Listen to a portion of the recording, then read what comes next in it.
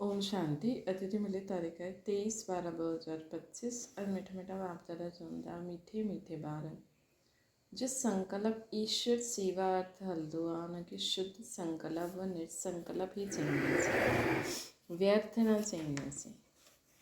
प्रश्न विक्रमन सां बचण लाइ कहिड़ी फर्ज़दाई पालन कंदे भी अनासक्त रहो। उत्तरा मित्र संबंधन जी सर्विस फल करो, लेकिन अलौकिक ईश्वरीय दृष्टि रखी करे करो। हुन में मोह जी रग न वञणी खपे। अगरि कंहिंजी विकारी संबंध सां संकल्प बि हलंदो आहे त उहो विकराम थी वेंदो आहे। विकारी संबंध सां संकल्प हलंदो आहे मतिलबु विकार, काम, क्रोध, लोभ, मोह, अहंकार, इन्हनि खे दिमाग़ में रखी करे अगरि संबंध निभाईंदा आहियो त विक्रम थी वेंदो आहे। इन करे अनासक्त थी करे फर्ज़दाई पालन करो। जेतिरो थी सघे देही अभिमानी रहण जो पुरुषार्थ करो। ओम शांति। अॼु तव्हां ॿारनि खे संकल्प विकल्प निसंकल्प अथवा करम अकरम विक्रम ते बाबा सम्झाइनि था। जेसि ताईं तव्हां हिते आहियो तेसि ताईं तव्हांजा संकल्प ज़रूरु हलंदा। संकल्प धारण किए बिना कोई मनुष्य हिकु क्षण बि रही न सघंदो आहे। हाणे संकल्प हिते ई हलंदा, सत्य में बि हलंदा, अज्ञान काल में बि हलंदा, परंतु ज्ञान में अचण सां संकल्प न। छो जी तव्हां ईश्वर सेवा अर्थ निमित्त ठहिया आहियो त जो यज्ञ अर्थ संकल्प हलंदो आहे उहो संकल्प न आहे, निसंकल्प ई आहे। बाक़ी जो फालतू संकल्प हलंदा आहिनि अर्थात कलयुगी संसार, कलयुगी मित्र संबंधनि जे प्रति, उहो संकल्प उन्हनि खे विकल्प चइबो, जंहिंसां ई विक्रम ठहींदा आहिनि ऐं विक्रमनि सां दुख प्राप्त थींदो आहे। बाक़ी जो यज्ञ प्रति अथवा ईश्वर सेवा प्रति संकल्प हलंदो आहे उहो गोयो निसंकल्प थी वेंदो। शुद्ध संकल्प सर्विस प्रति भल हले। ॾिसो बाबा हिते वेठा आहिनि, तव्हां ॿारनि खे संभालण अर्थ, उन्हनि जी सर्विस करण अर्थ माउ बाप जो संकल्प ज़रूरु हलंदो, परंतु ई संकल्प न आहे। इन सां विक्रम न ठहींदो है ना। ये संकल्प न आहे, इन सां विक्रम न ठहींदो। सर्विस करण अर्थ माउ बाप जो संकल्प ज़रूरु हलंदो। तव्हां ॿारनि खे संभालण लाइ मतिलबु मम्मा बाबा जो, परंतु ये संकल्प न आहे। इन सां इन सां विक्रम न ठहींदो। परंतु यदि कंहिंजो विकारी संबंध जे प्रति संकल्प हलंदो त उन्हनि खे विक्रम अवश्य ई ठहींदो उन्हनि जो। बाबा तव्हां ॿारनि खे चईंदा आहिनि कि मित्र संबंधनि जी सर्विस फल करो, परंतु अलौकिक ईश्वरीय दृष्टि सां। ये सभु आत्मायूं आहिनि, वो मोह जी रग न अचणी खपे। अनासक्त थी करे पंहिंजी फर्ज़दाई पालन करणी आहे। परंतु जो कोई हिते हूंदो आहे, हूंदे हुए बि कर्म संबंध में हूंदा आहिनि त उन्हनि जो कट न थींदो। परंतु जो कोई हिते हूंदे हुए बि कर्म संबंध में हूंदे हुए बि उन्हनि खे कटे न सघंदो आहे त बि उन्हनि खे बाबा खे छॾणो न खपे, है ना। अगरि सम्झो कि उहो हुन संबंध सां बि हलनि था त बि बाबा खे न छॾो। हथु पकड़ल हूंदो त कुझु न कुझु पद प्राप्त थी वेंदो, मतिलबु पूरो उन्हनि जो ई न थी वेंदो। हाणे इहा त हर हिकु पंहिंजे खे ॼाणंदा आहिनि कि मुंहिंजे में कहिड़ो विकार आहे। अगरि कंहिं में हिकु बि विकार आहे त उहा देह अभिमान ज़रूरु ठहिरियो।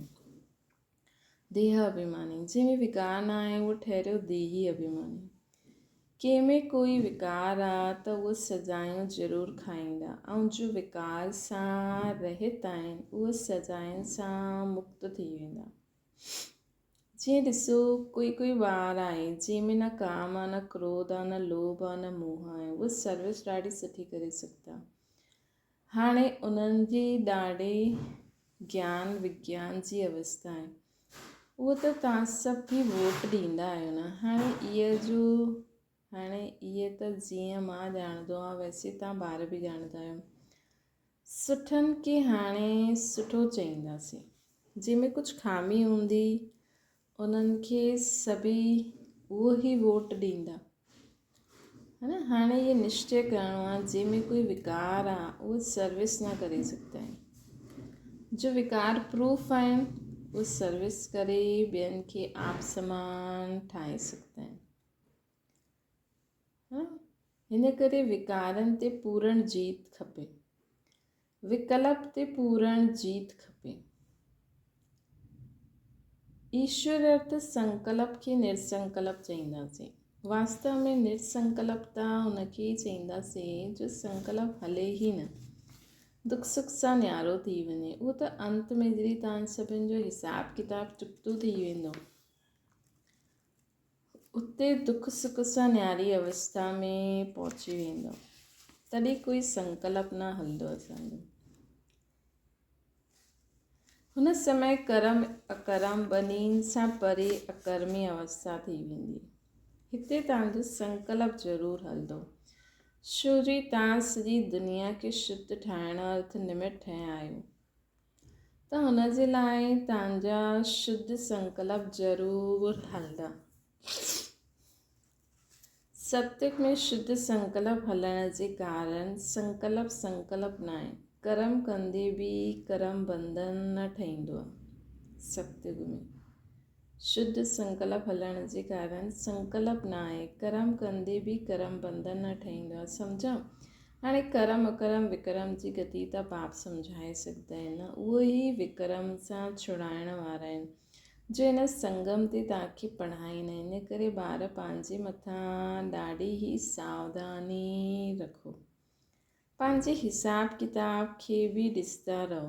तव्हां हिते आया आहियो हिसाब किताब चुक्तो करणु, न ईअं त न हिते अची करे बि हिसाब किताब ठाहींदा वञो, त न त सज़ा खाइणी पवंदी। पोइ हीअ गर्भ जेल जी सज़ा कोई घटि थोरी आहे, है न। ये गर्भ जेल जी सज़ा कोई घटि थोरी आहे बाबा चवनि था।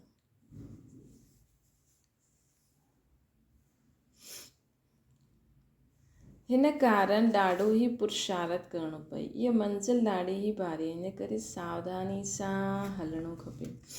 विकल्पनि जे मथां जीत पाइणी ज़रूरु आहे। हाणे केसि ताईं तव्हांजे विकल्पनि ते तव्हां जीत पाई आहे, केतिरे ताईं हिन निर्संकल्प अर्थात दुख सुख सां न्यारी अवस्था में रहंदा आहियो, इहे त तव्हां पंहिंजे खे ॼाणंदा रहो।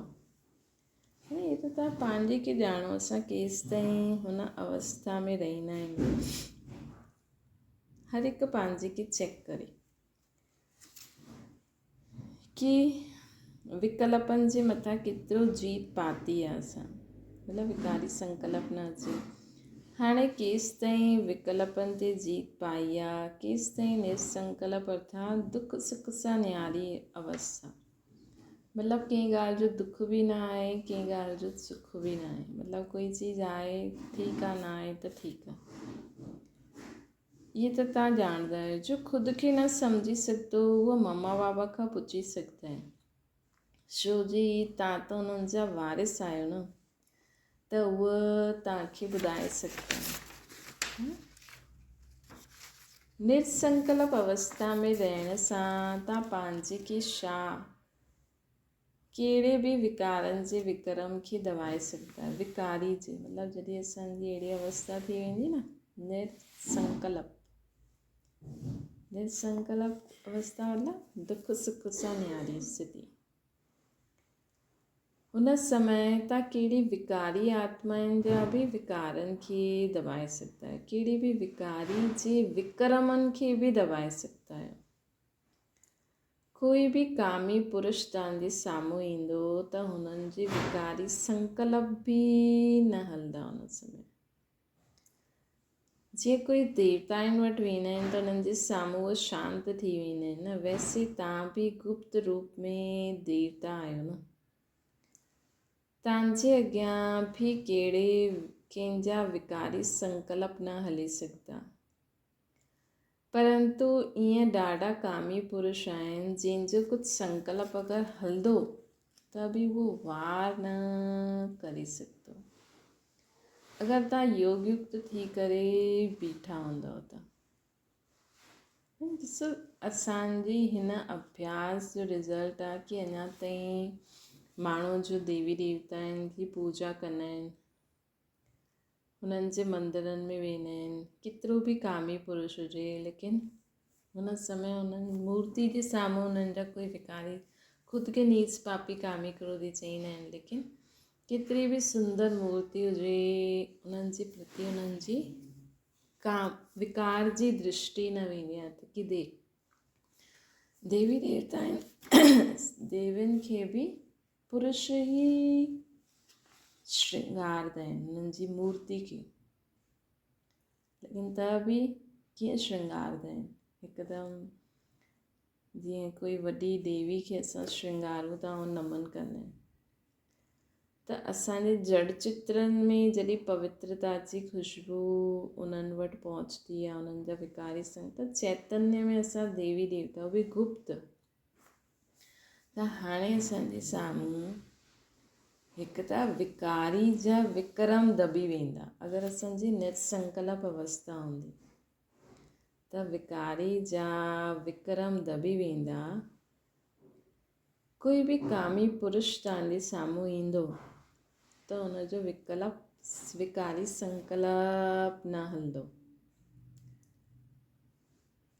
जीअं कोई देवताउनि वटि वेंदा आहिनि त हुनजे साम्हूं उहे शांत थी वेंदा आहिनि, वैसे तव्हां बि गुप्त रूप में देवता आहियो न, तव्हांजे अॻियां बि कहिड़ो विकारी संकल्प न हली सघंदो, परंतु अहिड़ा ॾाढा कामी पुरुष आहिनि जंहिंजो कुझु संकल्प अगरि हलंदो बि त वार न करे सघंदो। अगरि तव्हां योग युक्त थी करे बीठा रहंदव त ॾिसो ॿार, तव्हां हिते आया आहियो परमात्मा खे विकारनि जी आहुति ॾियणु, परंतु कोई में हाणे क़ाइदे सिर आहुति न ॾिनी, उन्हनि जो योग परम पिता सां जुटियल न आहे, सॼो ॾींहुं बुद्धि योग भटकंदो रहंदो आहे, अर्थात देही अभिमानी न ठहिया आहिनि। देह अभिमान थियण जे कारण कंहिंजे स्वभाव में अची वेंदा आहिनि, जंहिं कारण परमात्मा सां प्रीत निभाए न सघंदा आहिनि, अर्थात परमात्मा अर्थ सर्विस करण जे अधिकारी न ठही सघंदा आहिनि, है न। अगरि उहो कंहिंजे स्वभाव में अची वेंदा आहिनि त बाबा सां प्रीत अगरि सम्झो सेंटर ते या किथे बि कंहिंजे स्वभाव संस्कार खे ॾिसंदा त बाबा सां बि रुठी वेंदा न, त परमात्मा सर्विस करण जे अधिकारी न थी सघंदा। त जो परमात्मा सां सर्विस वठी पोइ सर्विस करनि था, अर्थात पतितनि खे पावन ठाहिनि था, उहो ई मुंहिंजा पक्का ॿार आहिनि। उन्हनि खे ॾाढो भारी पद मिलंदो। हाणे परमात्मा ख़ुदि अची करे तव्हांखे बाप समान ठाहिनि था, हुन बाप खे साधारण रूप में न ॼाणे करे कोई बि प्रकार जो संकल्प उत्पन्न करणु, गोया विनाश खे प्राप्त करणु। हाणे उहो समय ईंदो जो 108 गंगायूं पूर्ण अवस्था खे प्राप्त कंदियूं, बाक़ी जो पढ़िया उहे न हूंदा उहे पंहिंजी बर्बादी कंदा। ये निश्चय ॼाणणो आहे, जो कोई हिन ईश्वरी यज्ञ में छिपी करे कमु कंदो आहे त उन्हनि खे जानी जानदार बाबा ॾिसी वठंदा आहिनि, उहे पंहिंजे साकार स्वरूप बाबा खे टच कंदा आहिनि, मतिलबु शिव बाबा ब्रह्मा बाबा खे।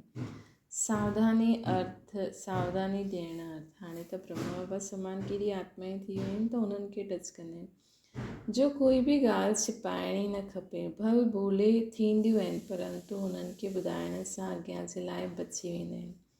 हिन करे ॿार सावधान रहणो आहे। ॿारनि खे पहिरों पंहिंजे खे सम्झणो खपे कि मां केरु आहे, वॉट एम आई। मां शरीर खे न चइबो आहे, मां चईंदा आहियूं आत्मा खे। मां आत्मा किथां खां आहियां, किथां खां आई आहियां, है न। ॿारनि खे पहिरों पंहिंजे खे सम्झणो खपे कि मां केरु आहियां, वॉट एम आई। मां शरीर खे न चईंदा आहियूं, मां चइबो आहे आत्मा खे। जे चयो मां हीअं कयो, मां हीअं कयो, मां हीअं कयो, त मां केरु, आत्मा। मां आत्मा किथां खां आई आहियां, कंहिंजी संतान आहे। आत्मा खे जॾहिं मालूम पइजी वियो मां आत्मा परम पिता परमात्मा जी संतान आहे, तॾहिं पंहिंजे बाप खे यादि करण सां ख़ुशी थींदी। ॿारनि खे ख़ुशी तॾहिं थींदी आहे जॾहिं बाप जे ऑक्यूपेशन खे ॼाणंदा आहिनि। जेसि ताईं नंढो आहे बाप जे ऑक्यूपेशन खे न ॼाणंदा आहिनि तेसि ताईं एतिरी ख़ुशी न रहंदी।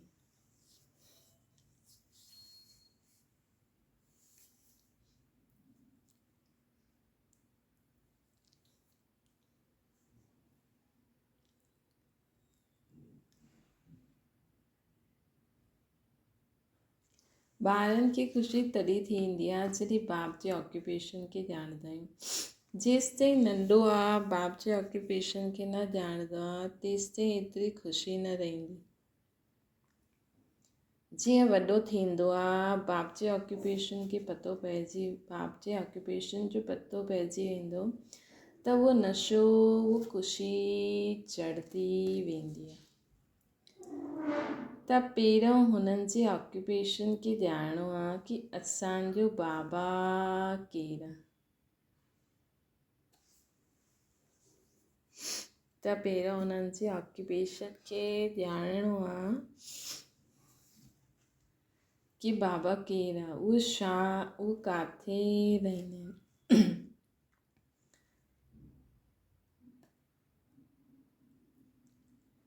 ऑक्यूपेशन जो पतो पइजी वेंदो त उहो नशो, उहो ख़ुशी चढ़ंदी आहे। त पहिरों हुननि जे ऑक्यूपेशन खे ॼाणणो आहे कि असांजो बाबा केरु आहे, उहा किथे रहंदा आहिनि। अगरि चवनि आत्मा पंहिंजी मर्ज़, अगरि चए आत्मा हुन में मर्ज थी वेंदी त आत्मा विनाश थी वई त ख़ुशी कंहिंखे ईंदी।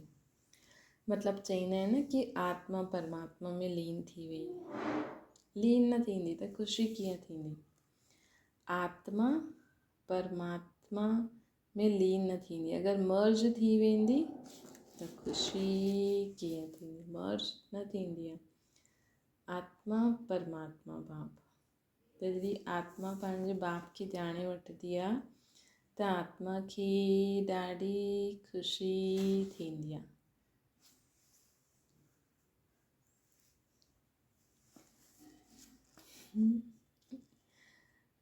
तव्हां वटि जो नया जिज्ञासु ईंदा आहिनि,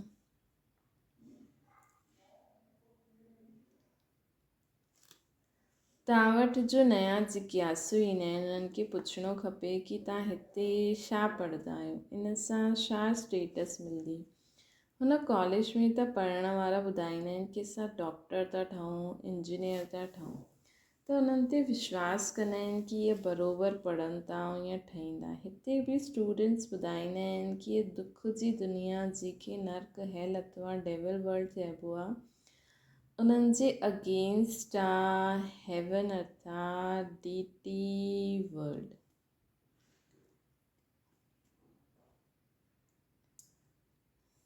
उन्हनि जे अगेंस्ट आहे डीटी वर्ल्ड, मतिलबु डेविल वर्ल्ड जे अगेंस्ट आहे हेवन अर्थात डीटी वर्ल्ड, जेके स्वर्ग चइबो आहे। इहे त सभई ॼाणंदा आहिनि, सम्झी बि सघंदा आहिनि कि उहा स्वर्ग न आहे, इहा नर्क आहे अथवा दुख जी दुनिया आहे, पापात्माउनि जी दुनिया आहे। तॾहिं त उन्हनि खे पुकारंदा आहिनि कि असांखे पुण्य जी दुनिया में वठी हलो।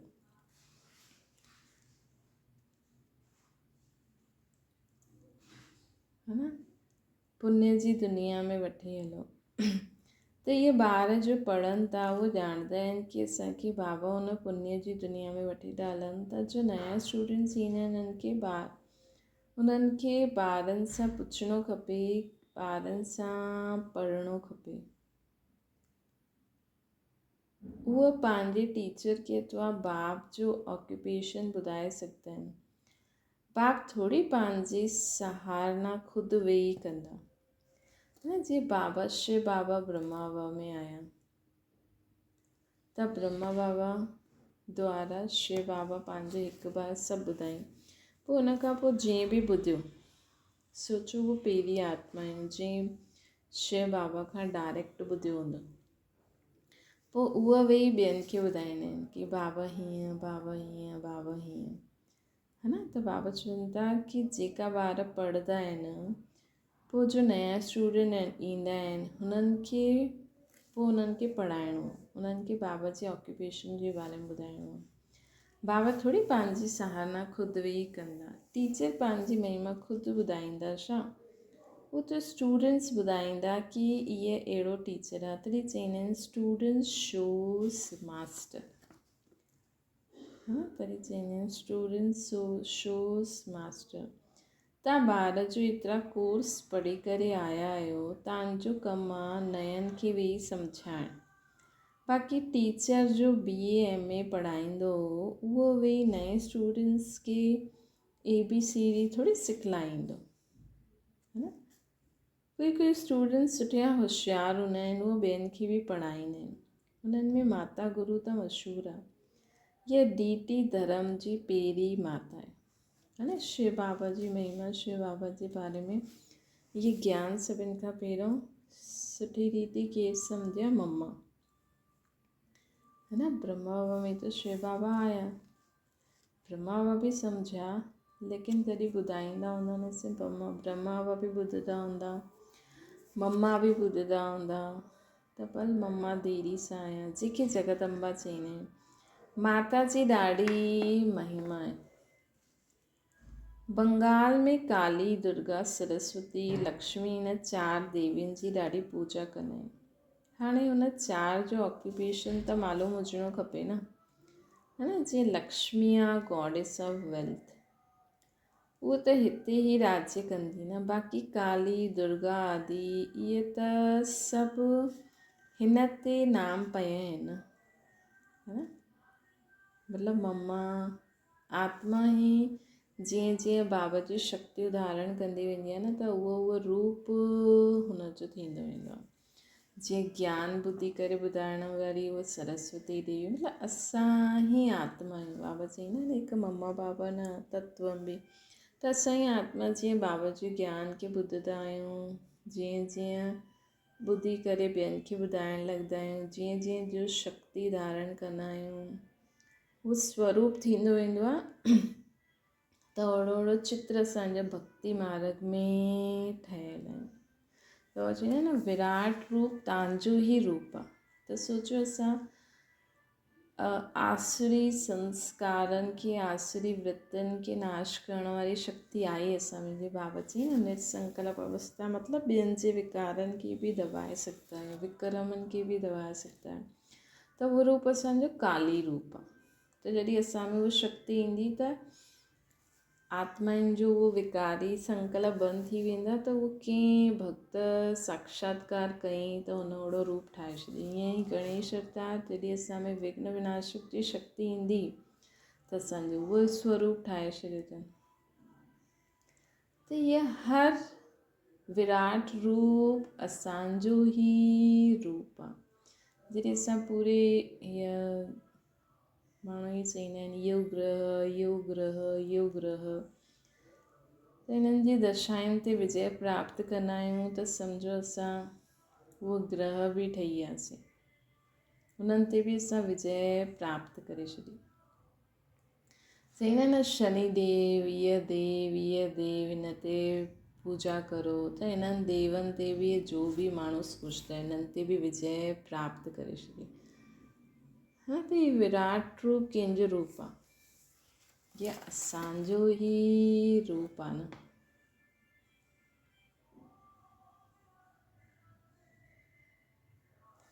त बाबा चईंदा आहिनि की हाणे लक्ष्मी खे त नारायण पति प्रसिद्ध आहे, त इहे 4 माताऊं आहिनि त उन्हनि जा 4 पति बि हुजणा खपनि। हाणे लक्ष्मी जो त नारायण पति प्रसिद्ध आहे। काली जो पति केरु? काली जो पति केरु? त कंहिं चई शंकर, लेकिन शंकर त पार्वती जो पति आहे, है न। पार्वती खे काली थोड़ी चईंदासीं। ॾाढा आहिनि जो काली खे पूजदा आहिनि, माता खे यादि कंदा आहिनि, लेकिन पिता जो त उन्हनि खे पतो ई न आहे, लेकिन पिता जो त पतो ई न आहे। काली जो या त पति हुजणो खपे या पिता हुजणो खपे, लेकिन कोई जो कंहिंखे पतो ई न आहे। छोकी आहे त हिकु ई। जे हिकु इंसानु ॾाढा सारा कमु कंदो आहे न, कॾहिं कहिड़ो कमु कंदो त छा थी वेंदो, कहिड़ो कमु थी वेंदो। जी सम्झो घर में जॾहिं माण्हू कपिड़ा धोईंदो त धोबी ठही वेंदो, रोटी ठाहींदो त कुक ठही वेंदो, ॿारनि खे संभालंदो त माउ ठही वेंदो, है न। ऐं पति सां गॾु संबंध में ईंदो त पत्नी थी वेंदी, मतिलबु पति जी उन रीति देखभाल कंदो, पति सां उन रीति ईंदो त पत्नी थी वेंदो, है न। त हीअं ई हिकु आत्मा जॾहिं ओड़ो रूप शक्तिशाली रूप ॾेखारींदी आहे त काली रूप थी वेंदी आहे, दुर्गणनि खे नाश करण वारी दुर्गा थी वेंदी आहे। लेकिन न जो पिता शिव पिता, पति पुष्यपति, पार्वती थी वञे त शिवपति थी वियो। त मतिलबु आत्मा और परमात्मा जो ई अलॻि अलॻि संबंध, अलॻि अलॻि शक्तियुनि जो रूप, इहे सभु ठाहे छॾियो। जॾहिं शिव खे पति सम्झो त तव्हां पार्वती थी वेंदो, काली देवी सम्झो त शिव असांजो पति चओ, पिता चओ।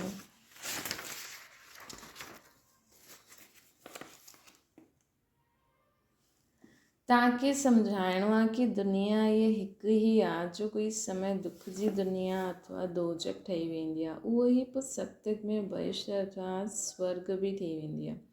लक्ष्मी नारायण हिन सृष्टि ते सतयुग जे समय राज्य कंदा हुया। बाक़ी सूक्ष्म में कोई वैकुंठ आहे न जाते लक्ष्मी नारायण हुजनि, उन्हनि जे चित्र हिते ई आहिनि, त ज़रूरु हिते ई राज्य करे विया हूंदा न। खेल सॼो हिन कॉर्पोरियल वर्ल्ड में ई हलंदो आहे।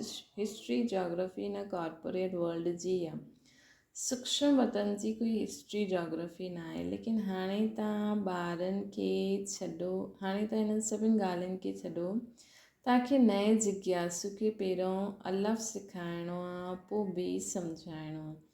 अलफ़ अर्थात बाबा सुप्रीम सोल। जेसिताईं इहो पूरो सम्झो न, तेसिताईं परम पिता जे लाइ उहो लव न जाॻो। मेन ॻाल्हि आहे बाबा जी एतिरी महिमा करे, एतिरो उन्हनि जे बारे में एॾो सुठी रीति सम्झाइणो आहे कि आत्माउनि जो बाबा जे प्रति लव हुजे। छोजी लव हूंदो तॾहिं हुनखे यादि कंदा, तॾहिं विक्रम विनाश ईंदा, तॾहिं धारणा थींदी, तॾहिं स्वर्ग जो वरसो मिलंदो। वो ख़ुशी न ईंदी आहे न, छोजी पहिरों जॾहिं बाप खे न ॼाणियो त हुनजी ऑक्यूपेशन खे बि ॼाणे करे ख़ुशी में अचे न। जॾहिं बाप खे ॼाणंदो त बाबा जी ऑक्यूपेशन खे ॼाणे ख़ुशी ईंदी, त ख़ुशी आहे हिन पहिरीं ॻाल्हि खे सम्झण में। गॉड द एवर हैप्पी आनंद स्वरूप आहे। त सभिनि खां ज़्यादा ख़ुशी कंहिंमें आहे कि शिव बाप असांजो बाप आहे, आनंद स्वरूप, उन्हनि जा असां ॿार आहियूं, त छो न उहो ख़ुशी अचणी खपे, वो गुदगुदी छो न ईंदी आहे। I am son of God, I am ever happy master God. बाबा छा था चवनि? I am son of God, I am ever happy master God। मतलब बाबा जा सन आहियूं ऐं बाबा जहिड़ा आहियूं, मास्टर गॉड आहियूं। कि बाबा जी किरनियूं पूरे विश्व में हर आत्मा योनि प्रकृति तत्वनि ते पहुचती आहे। ग्रहनि ते पहुचंदी आहीं। असां बि केरु आहियूं? मास्टर गॉड आहियूं, एवर हैप्पी मास्टर गॉड। उहा ख़ुशी न ईंदी आहे त सिधा पंहिंजे खे सन सम्झंदा आहियूं।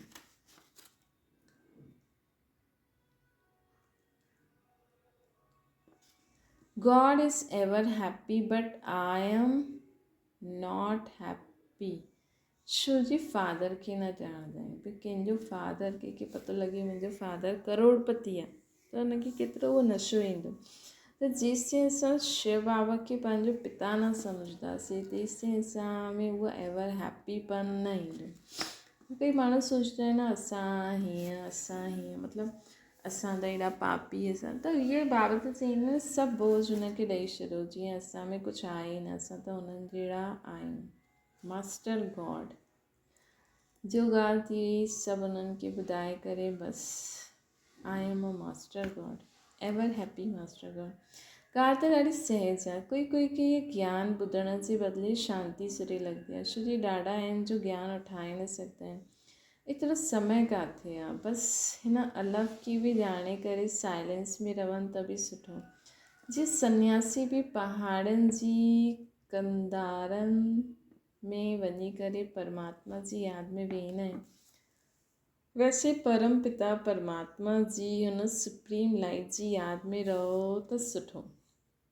हुननि जी यादि सां सन्यासी बि निर्विकारी ठही सघंदा आहिनि, परंतु घर वेठे त यादि करे न सघंदा न।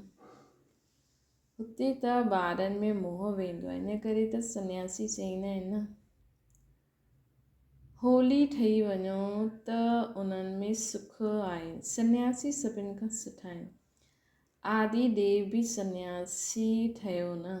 इहे साम्हूं हुननि जो आदि देव जो मंदरु बीठो आहे जिते तपस्या था करनि। गीता में बि चईंदा आहिनि देह जे सभु धर्मनि जो सन्यास करो। त सन्यास कंहिंजो करिणो आहे? सभु धर्मनि जो। उहे सन्यास करे वेंदा आहिनि त महात्मा ठही वेंदा आहिनि। गृहस्थी खे महात्मा चइणु बेक़ाइदो आहे। तव्हांखे त परमात्मा अची करे सन्यास कराए अथई। असां त सभु कुझु ॾिसंदे ॿुधंदे सभिनि सां बुद्धियो टुटल आहे न, हिकु बाबा सां जुड़ियल आहे। सन्यास कंदा ई आहिनि सुख जे लाइ। महात्मा कॾहिं दुखी न थींदा आहिनि। राजा बि सन्यास कंदा आहिनि त ताज आदि फेंके छॾींदा आहिनि। जे गोपीचंद सन्यास कयो त ज़रूरु सन्यास में सुख आहे न। सन्यास मतिलबु मुंहिंजो कुझु न आहे, हा? लेकिन बाबा जेको सन्यास सेखारींदा आहिनि इन में त अतीन्द्रिय सुख आहे, शांति आहे, आनंद आहे, आत्मिक प्रेम आहे, शक्ति आहे। अच्छा मीठी मीठी सिकी लॾे ॿारनि प्रति माता पिता बाप दादा जो यादि प्यार ऐं गुड मॉर्निंग। रूहानी बाप जी सभिनि रूहानी ॿारनि खे नमस्ते। असांजी बि रूहानी माता पिता बाप दादा खे यादि प्यार गुड मॉर्निंग ऐं नमस्ते। धारणा जे लाइ मुख्य सार कोई बि उल्टो कर्म छिपी करे न करणो आहे। मतिलबु हीअं न साम्हूं बि करो, मतिलबु करिणो ई न आहे। बाप सां कोई बि ॻाल्हि छिपाइणी न आहे। ॾाढो सावधान रहणो। ॿियो आहे स्टूडेंट शोस मास्टर। जो पढ़ियो आहे उहो ॿियनि खे पढ़ाइणो आहे। एवर हैप्पी गॉड जा ॿार असां master ever happy master God आहियूं। हिन स्मृति सां अपार ख़ुशी में रहणो आहे। वरदाना विकारी रूपी सापनि खे बि छैया ठाहिण वारा विष्णु समान सदा विजयी निश्चिंत ठहो। जो विष्णु जी शेष शैया ॾेखारींदा आहिनि इहे तव्हां विजयी ॿारनि जे सहज योगी जीवन जो यादगार आहे। सहज योग द्वारा विकार रूपी साप बि अधीन थी वेंदा आहिनि न। जो ॿार विकार रूपी सापनि ते विजय प्राप्त करे उन्हनि खे आराम जी छैया ठाहे छॾींदा आहिनि, उहे सदा विष्णु जी समान हर्षित ऐं निश्चिंत रहंदा आहिनि, है न। जो आत्मायूं मतिलबु इहे विकारी आत्मायूं जो तव्हांजे आसपास आहिनि न, उन्हनि जे विकारनि ते विजय प्राप्त करे छॾियो। मतिलबु कि उन्हनि सां गॾु रहंदे हुए बि उन्हनि जो कोई बि विकार, उन्हनि में जो विकार आहे उहो तव्हां ते वार न करे सघनि। जे कोई कामी व्यक्ति आहे, उन्हनि सां गॾु रहंदे हुए बि उन जा कामी संकल्प तव्हांजे प्रति या तव्हांजे साम्हूं जॾहिं अचे तव्हांजे प्रति न उत्पन्न थियनि। कोई क्रोधी आहे, उहो भले ई क्रोध करे लेकिन तव्हांजे मथां उहो वार न करे सघे। तव्हांजे साम्हूं बाबति निर्संकल्प अवस्था मतिलबु कि तव्हांजे साम्हूं ईंदे ई उनजो विकार शांत थी वञे, है न। कोई मोही आहे लेकिन तव्हांजे प्रति उनजो मोह न हुजे, तॾहिं त फ़रिश्तो कहलाईंदा। कोई अहंकारी आहे लेकिन तव्हांजे साम्हूं उहा निरंकारी थी वञे। त ईअं विकारनि रूपी अहिड़े माण्हुनि सां गॾु रहंदे हुए बि तव्हां हमेशह आराम जी छैया मतिलबु पाप जी यादि जी चित्रछाया में रहण वारी आत्मा रहो। तॾहिं तव्हां छा कहलाईंदा? विष्णु जी शेष शैया ते लेटल आहे।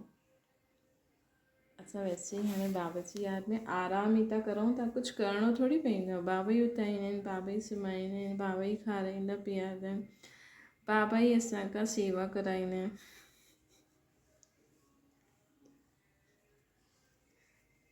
त आराम ई त करूं था।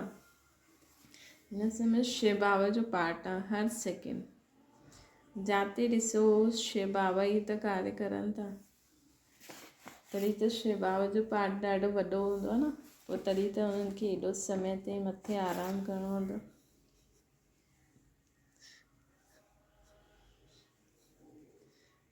त उहे सदा विष्णु जे समान हर्षित व निश्चिंत रहनि। त सदा इहे चित्र पंहिंजे साम्हूं रखो कि विकारनि खे अधीन कयो, अर्थात अधिकारी ठहियो। आत्मा सदा आराम जी स्थिति में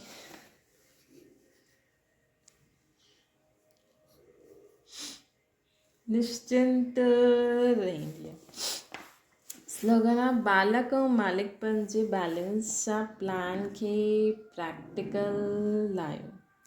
बालक ठही बाबा खे चओ ऐं सर्व कर्मेंद्रियनि ते ऐं स्थूल ऐं सूक्ष्म बालक ठही पंहिंजी राय चओ। बालक ठही बाबा जी सभु ॻाल्हियूं, बाबा चईंदा न जॾहिं मेजॉरिटी जो डिसीजन हुजे त बालक ठही वञो।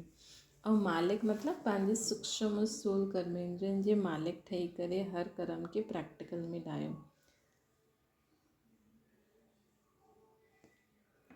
अव्यक्त इशारो आहे, पंहिंजी हर कर्मेंद्रियनि जी शक्ति खे इशारो करो त इशारे सां ई जीअं चाहियो हूअं हुननि खे हलाए सघो। ईअं कर्मेंद्रिय जी ठहो कि असां पंहिंजी कर्मेंद्रियनि खे इशारे सां ई हलाए सघूं। मन खे चङो बसि हाणे बाबा जी यादि में, बुद्धि परम धाम में, संस्कार बाप समान इशारे सां हलायो त इशारे सां ई जीअं चाहियो हूअं हलाए सघो। ईअं कर्मेंद्रिय जी ठहो तॾहिं पोइ प्रकृति जी ठही कर्माती स्थिति जे आसनदारी सो विश्व राज्य अधिकारी ठहींदा। जॾहिं पंहिंजे स्थूल कर्मेंद्रियनि खे हर कर्मेंद्रिय सूक्ष्म स्थूल खे इशारे सां जीअं चाहियो हूअं हलाए सघंदव त छा ठही वेंदो?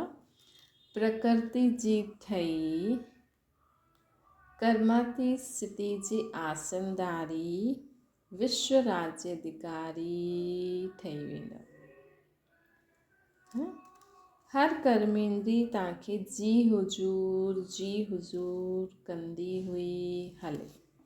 तव्हां हर कर्मेंद्री खे जो चओ उहो हूअं ई कंदी हले। तव्हां राज्य अधिकारी जो सदा स्वागत अर्थात सलाम कंदी रहे। असां स्वराज्य अधिकारी आत्मा के हमेशा असांजो स्वागत करे। असां चऊं कि बसि हाणे मन फालतू न सोचिणो आहे, बुद्धि हाणे हेॾे होॾे न भटकणो आहे। स्थूल कर्मेंद्रियनि की कननि में कुछ भी आवाज़ अचे, जो कम जी ॻाल्हि हुजे उहो ई कन में घुसे, बाक़ी कोई ॻाल्हि कन में घुसे ई न। मन ताईं त परां खां ईंदी, जो कम जी चीज़ हुजे अखियूं उहो ई ॾिसनि, जो बाबा जी श्रीमत अनुसार बोल हुजनि उहे ई मुख सां निकिरनि। नक बि असांजो उहो ई चीज़ जी स्मेल अचे जेकी बाबा खे वणे। पेर बि असांजा हुन ई जॻह ते हलनि जो बाबा जी श्रीमत अनुसार, जंहिंमें बाबा जी सेवा समायल हुजे। हथनि सां बि उहे ई कर्म थियनि जो बाबा जी श्रीमत प्रमाण हुजनि। ये असांजी हर कर्मेंद्री असां बाबा जी श्रीमत अनुसार हले। असांजे स्वभाव संस्कार बि बाबा जहिड़ा हुजणा खपनि ऐं असां उन्हनि खे जीअं चऊं उहो कर्म करनि, जी हुजूर करनि। तॾहिं असां राज्य अधिकारियुनि जो सदा स्वागत अर्थात सलाम कंदी रहे हर कर्मेंद्री। तॾहिं असां विश्वकर्मातीत ठही सघंदासीं।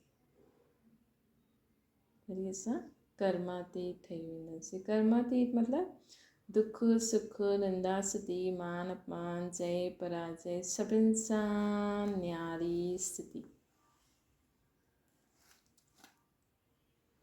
अच्छा, ओम शांति। बाबा खे यादि करो।